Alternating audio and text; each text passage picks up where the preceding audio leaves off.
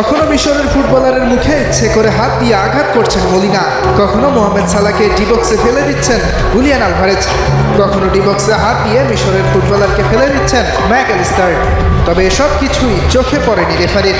প্রতিবাদ করতে গেলে উল্টো দেখানো হয়েছে হলুদ কার্ড ও লাল কার্ড। রেফারির চোখে পড়েছে এনজো ফার্নান্দেজকে ফাউল, যার কারণে বাতিল হয়েছে মিশরের গোল। রেফারির চোখে পড়েছে মিশরের ডিবক্সে আর্জেন্টিনাকে করা ফাউল, যার কারণে পেনাল্টি পেয়েছে আলবিসেলেস্তেরা। রেফারি এই সিদ্ধান্তগুলো নিয়েছে মেসি ও আর্জেন্টিনাকে বিশ্বকাপে টিকিয়ে রাখার জন্য।